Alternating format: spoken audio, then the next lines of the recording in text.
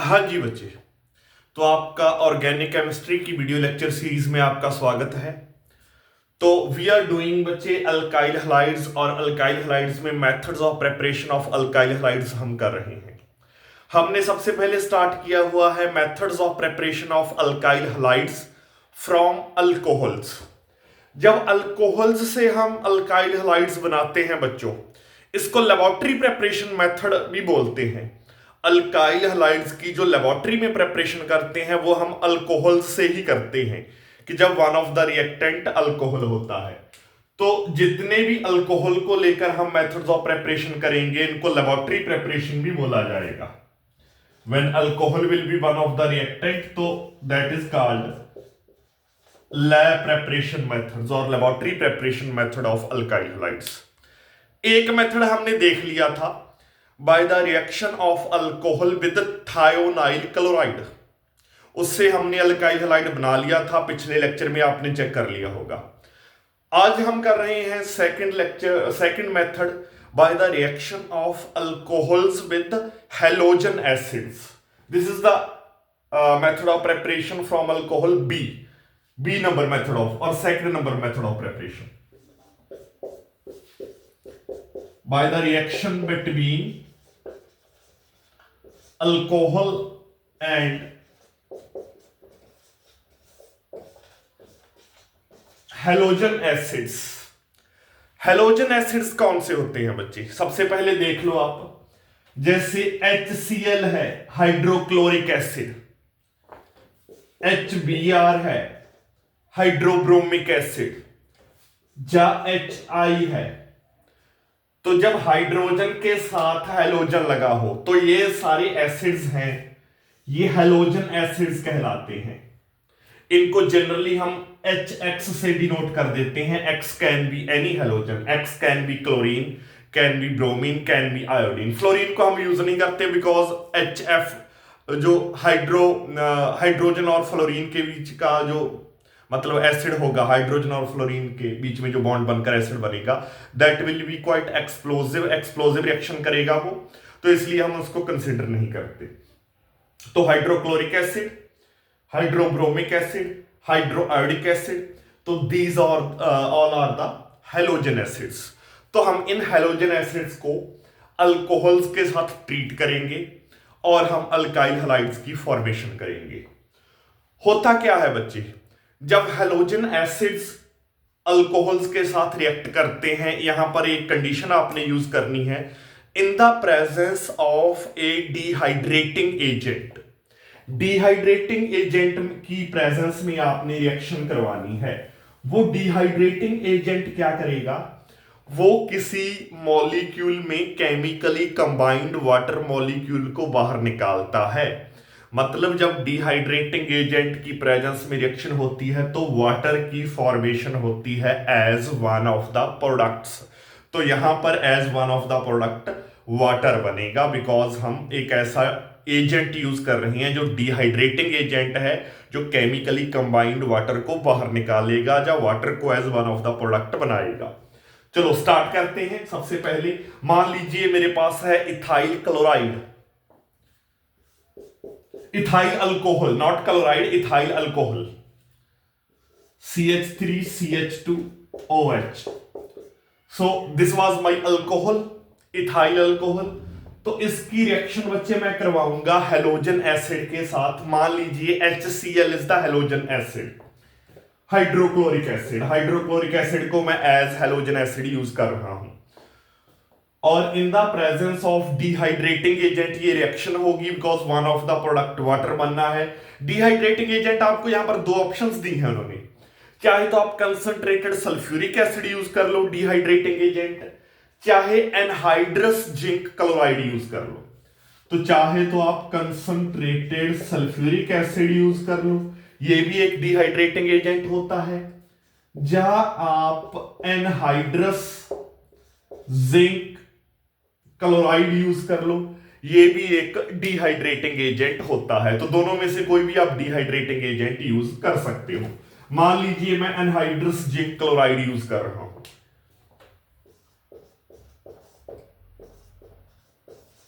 तो जब ये रिएक्शन होती है तो ये रिएक्शन आपको कैसी लगती है या कैसी दिखती है? ये एक न्यूक्लियोफिलिक सब्स्टिट्यूशन होती है। कैसे? ये क्लोराइड आयन, ये न्यूक्लियोफाइल क्लोराइड आयन यहां से इस एसिड से जाएगा और इस हाइड्रोक्साइड आयन को रिप्लेस करेगा और खुद इसकी जगह पर फिट हो जाएगा। तो आप देखोगे यहां, आप देखोगे कि क्लोराइड आयन जा रहा है, इस हाइड्रोक्साइड आयन को रिप्लेस कर रहा है। तो आपके पास क्या बन गया? CH3CH2Cl, क्लोरोइथेन की फॉर्मेशन हो गई, because the chloride ion has replaced hydroxide ion. एक न्यूक्लियोफाइल ने दूसरे न्यूक्लियोफाइल को रिप्लेस कर दिया। तो that is a sort of nucleophilic substitution reaction. तो formation of ethyl chloride plus दो जो OH नेगेटिव आयन निकला है वो इस एसिड के H पॉजिटिव के साथ कंबाइन करेगा, तो H और OH मिलकर बना देंगे वाटर। तो there will be the formation of water also that will take place, because हमारा जो डिहाइड्रेटिंग एजेंट हम यूज कर रहे थे एनहाइड्रस जिंक क्लोराइड और कंसंट्रेटेड सल्फ्यूरिक एसिड, तो वाटर ने बनना ही बनना है। तो this is how the reaction takes place. अच्छा, समटाइम्स ऐसा भी होता है कि अगर आप अल्कोहल को ऐसा कंसिडर कर लो, समटाइम्स डिहाइड्रेटिंग एजेंट की जरूरत नहीं भी पड़ती है बच्चे, वो भी मैं आपको बताऊंगा कंडीशन। तो this is how you can make alkyl halide which is ethyl chloride और क्लोरोइथेन की फॉर्मेशन हो गई है। और इस रिएक्शन को, ये भी एक नेम्ड रिएक्शन है, इस रिएक्शन को बोलते हैं ग्रूव्स प्रोसेस। तो ये एक नेम्ड रिएक्शन है। जब आप अल्कोहल्स को हैलोजन एसिड से ट्रीट करते हो in the presence of dehydrating agent, तो formation of ethyl chloride and water की फॉर्मेशन होती है। तो that process is called Groves process. इसको ग्रूव्स प्रोसेस बोलते हैं in to form alkyl halides. तो ये ग्रूव्स प्रोसेस कहलाता है। सिमिलरली आप यहां पर हैलोजन एसिड चेंज भी करके देख सकते थे। मान लीजिए मैं एक अगली रिएक्शन आपको करके दिखाता हूं, वहां पर मैं हैलोजन एसिड चेंज कर दूंगा। जैसे कि HCl लिया था, HBr हाइड्रोब्रोमिक एसिड ले लूंगा, तो फिर भी कोई फर्क नहीं पड़ने वाला। हाँ, बनेगा क्या? उस सिचुएशन में अल्काइल ब्रोमाइड बनेगा। तो हैलोजन एसिड आपको ऐसे लेना है जैसा आपको अल्काइल हलाइड चाहिए। अगर आपको अल्काइल ब्रोमाइड चाहिए तो हैलोजन एसिड HBr लेना है। अगर आपको अल्काइल क्लोराइड चाहिए तो हैलोजन एसिड आपको HCl लेना है अकॉर्डिंगली। अगर आयोडाइड चाहिए तो HI लेना है आपने हैलोजन एसिड। तो एक रिएक्शन मैं आपको और करके दिखाता हूं, इसके बाद इसका मैकेनिज्म करेंगे। मैकेनिज्म क्या होता है ये, इसका मैकेनिज्म भी आपके सिलेबस में है, तो मैकेनिज्म भी फिर बाद में करेंगे। Reaction between alcohol and halogen acid. अगली रिएक्शन देखो बच्चे, मान लीजिए same ethyl alcohol plus, now I am using जो हैलोजन एसिड है मेरा, वो मैं यूज कर रहा हूं HBr hydrobromic acid in the presence of dehydrating agent concentrated sulphuric acid. मान लो मैंने यूज किया डिहाइड्रेटिंग एजेंट, मान लीजिए मैंने कंसंट्रेटेड सल्फ्यूरिक एसिड यूज कर लिया है। तो ये डिहाइड्रेटिंग एजेंट की प्रेजेंस में रिएक्शन होगी, तो Br नेगेटिव रेडिकल, ये न्यूक्लियोफाइल यहां से इस एसिड से Br negative bromide ion, it will replace this OH negative ion. तो न्यूक्लियोफिलिक सब्स्टिट्यूशन रिएक्शन होगी। तो क्या बन जाएगा? It is going to replace this, तो CH3CH2Br, formation of ethyl bromide, आपका अल्काइल हलाइड बन चुका है, प्लस साथ में OH और H कंबाइन करके आपका बना देंगे वाटर, H2O की फॉर्मेशन। तो ये ग्रूव्स प्रोसेस होता है बच्चे, अल्कोहल को हैलोजन एसिड से ट्रीट करके अल्काइल हलाइड्स को बना लेना। एक मैं आपको मैंने आपको बोला था कि देयर आर स्टेजेस या देयर आर सिचुएशंस, यहां पर हमें डिहाइड्रेटिंग एजेंट की जरूरत नहीं पड़ती। उस सिचुएशन में हमें क्या करना पड़ता है? उस सिचुएशन में हमें टर्शरी अल्कोहल लेना पड़ता है। इन्होंने बोला है बुक में कि अगर आप टर्शरी अल्कोहल यूज करोगे तो रिएक्शन बहुत फास्ट होगी और आपको डिहाइड्रेटिंग एजेंट की जरूरत भी नहीं पड़ेगी। रिएक्शन क्यों फास्ट होगी ये आप हमें मैकेनिज्म में पता चलेगा कि रिएक्शन उस सिचुएशन में क्यों फास्ट होगी, ये मैकेनिज्म बताएगा। देखो टर्शियरी अल्कोहल, टर्शियरी अल्कोहल का आपको पता कैसे चलेगा कि ये टर्शियरी अल्कोहल है?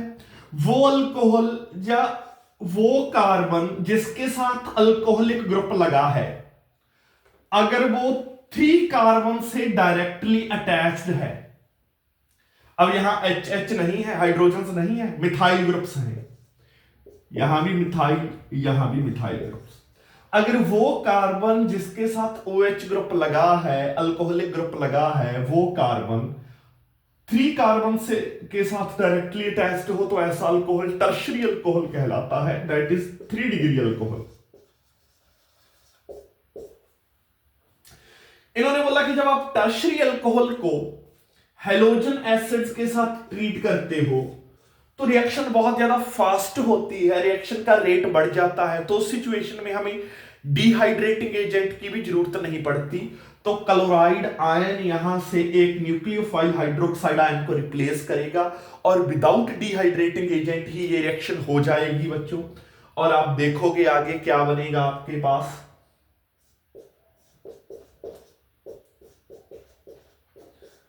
अब टर्शरी ही आपके पास अल्काइल हलाइड या अल्काइल क्लोराइड बन जाएगा, 3 डिग्री अल्काइल क्लोराइड बन जाएगा, न्यूक्लियोफिलिक सब्स्टिट्यूशन हो गई और साथ में there will be the formation of water.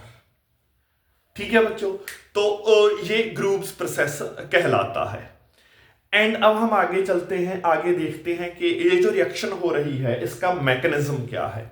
Mechanism of this reaction हमने चेक करना है कि जब हम अल्कोहल्स को हैलोजन एसिड के साथ रिएक्ट करते हैं तो किस पाथवे से ये रिएक्शन होती है। लेट अस सी बच्चों मैकेनिज्म ऑफ दिस रिएक्शन,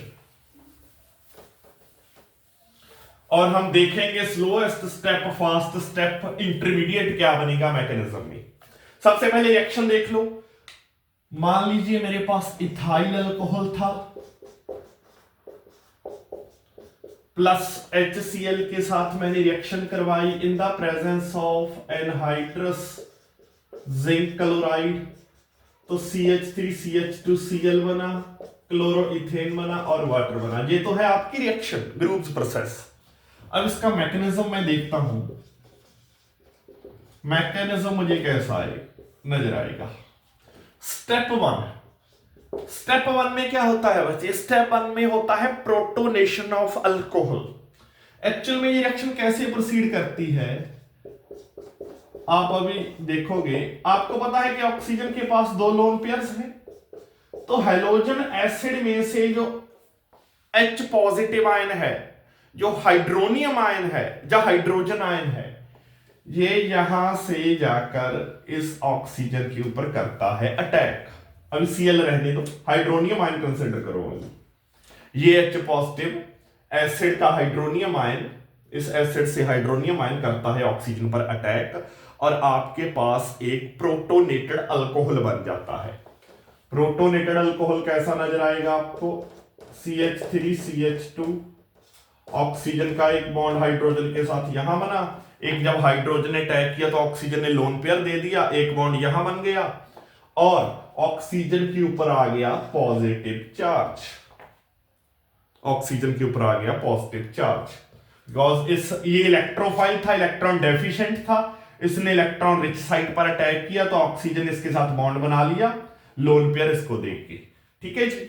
और अब oxygen atom being electronegative atom है, तो इलेक्ट्रोनेगेटिव एटम के ऊपर पॉजिटिव चार्ज का आना हाईली अनस्टेबल हो जाता है, तो ये प्रोटोनेटेड अल्कोहल कहलाता है। जब H पॉजिटिव का अटैक हो गया, that is called protonated alcohol. अब ये हाईली अनस्टेबल स्पीशी है। ये स्टेप तो होता है फास्ट। सेकंड स्टेप में क्या होता है बच्चे, सेकंड स्टेप में ये अब प्रोटोनेटेड अल्कोहल क्या करता है, ये अपने आप को स्टेबल करने की कोशिश करता है। स्टेबल कैसे होगा, जब ऑक्सीजन के ऊपर पॉजिटिव चार्ज खत्म होगा। ऑक्सीजन के ऊपर पॉजिटिव चार्ज खत्म कैसे हो सकता है, ऑक्सीजन यहां से बॉन्ड का हेट्रोन्यूक्लियर क्लीवेज करवा के, मतलब ये बॉन्ड के इलेक्ट्रॉन अपने साथ लेकर निकल लेता है, तो मतलब ये पूरा कंपाउंड वाटर बन जाता है और ऑक्सीजन के ऊपर जो पॉजिटिव चार्ज आया था वो भी खत्म हो जाता है। तो पीछे क्या बचता है, पीछे इस कार्बन पर पॉजिटिव चार्ज आ जाता है, तो ये पीछे बचता है CH3CH2 कार्बन के ऊपर पॉजिटिव चार्ज, साथ में वाटर की फॉर्मेशन, वाटर यहां से रिमूव हो गया, ऑक्सीजन इस बॉन्ड के इलेक्ट्रॉन अपने साथ लेकर निकल गया। तो ये है इंटरमीडिएट कार्बोकैटायन बन जाता है आपके पास, कार्बोकैटायन इंटरमीडिएट। ये इंटरमीडिएट एक प्रोडक्ट बना है आपके पास जिसको हम कार्बोकैटायन बोलते हैं, carbocation. And this is the slowest step of the reaction, formation of intermediate carbocation. ये second step, that is the slowest step. अब रेट ऑफ रिएक्शन डिपेंड करता है इंटरमीडिएट कार्बोकैटायन के ऊपर, फॉर्मेशन के ऊपर, मतलब स्लोएस्ट स्टेप के ऊपर। अब जितना कार्बोकैटायन ज्यादा स्टेबल बनेगा उतना ये स्टेप फास्ट होगा, उतना रेट ऑफ ओवरऑल रिएक्शन भी फास्ट हो जाएगा।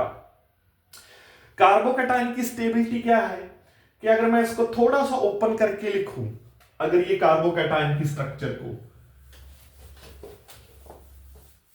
ये आपको ऐसी नजर आएगी बच्चों। इस कार्बन के 3 बॉन्ड्स ऑलरेडी बने हुए हैं, इस कार्बन के 2 बॉन्ड्स ऑलरेडी बने हुए हैं और एक पॉजिटिव चार्ज है। आपको पता है कि इस कार्बन के साथ एक ही कार्बन डायरेक्टली अटैच्ड है और ये पूरा मिथाइल ग्रुप है। आपने +1 में पढ़ा था कि मिथाइल ग्रुप या CH3 group positive I effect show करता है, पॉजिटिव आई। तो ये जो मिथाइल ग्रुप है ये पॉजिटिव आई इफेक्ट शो करेगा, मतलब इस कार्बन को इलेक्ट्रॉन्स देगा, जिसकी वजह से ये पॉजिटिव चार्ज इसका खत्म होगा या कम होगा और ये स्टेबिलिटी की तरफ बढ़ेगा, ये स्टेबल होगा इंटरमीडिएट कार्बोकैटायन। तो इंटरमीडिएट कार्बोकैटायन की स्टेबिलिटी पर डिपेंड करता है कि सेकंड स्टेप कितना फास्ट होना है, कितना स्लो होना है। अगर अब इस कार्बोकैटायन की इस कार्बन के पास अगर यहां भी CH3 लगा होता, यहां भी CH3 लगा होता, तो ये टर्शरी कार्बोकैटायन बन जाता और टर्शरी कार्बोकैटायंस मोस्ट स्टेबल होते हैं। अब यही रीजन है कि टर्शरी अल्कोहल्स से जब अल्काइल हैलाइड बन रहे थे तो हमें डिहाइड्रेटिंग एजेंट की भी जरूरत नहीं पड़ रही थी। क्यों? Because tertiary carbocation most stable होते हैं। अगर यहां भी CH3 लगा होता, यहां भी CH3 लगा होता, तो ये भी पॉजिटिव आई इफेक्ट शो करते, ये मिथाइल ग्रुप, ये methyl group positive I effect से इलेक्ट्रॉन देते और इसका पॉजिटिव चार्ज खत्म करते, तो ये कार्बोकैटायन स्टेबिलिटी की तरफ बढ़ता। तो मोर अल्काइलेटेड कार्बोकैटायंस आर मोर स्टेबल होते हैं। मोर अल्काइलेटेड, जितना किसी कार्बन जिसके ऊपर पॉजिटिव चार्ज है उसके साथ जितनी कार्बन या जितने मिथाइल ग्रुप ज्यादा लगे होंगे उतना वो ज्यादा स्टेबल हो जाएगा। पर यहां पर अनफॉर्चुनेटली क्या है, एक ही मिथाइल ग्रुप लगा है तो वो स्टेबल कम होगा, उतना ज्यादा स्टेबल नहीं होगा। इसको प्राइमरी कार्बोकैटायन बोलते हैं कि बिकॉज वो कार्बन जिसके ऊपर पॉजिटिव चार्ज है उसके साथ डायरेक्टली कितनी कार्बन अटैच्ड है, ओनली 1, तो that is just primary carbocation. और प्राइमरी कार्बोकैटायंस कम स्टेबल होते हैं, तो इसलिए ये स्टेप थोड़ा स्लो होगा। चलो ये तो थी रिएक्शन के रेट की बात। और तीसरा स्टेप क्या होता है बच्चे? अब 2 स्टेप्स पूरे हो गए इस रिएक्शन में और सेकंड स्टेप में आपको पता है अब water as one of the product बन चुका है। दूसरा हमारा प्रोडक्ट हमें कौन सा चाहिए? अल्काइल क्लोराइड या इथाइल क्लोराइड। तो सेकंड स्टेप में जो कार्बोकैटायन बनेगा, ये जो बना है सेकंड स्टेप में CH3CH2 पॉजिटिव, अब इसके ऊपर हैलोजन एसिड का जो क्लोराइड आयन है वो अटैक करता है, HCl का क्लोराइड आयन, और वो अटैक करेगा और आपके पास इथाइल क्लोराइड की फॉर्मेशन हो जाएगी।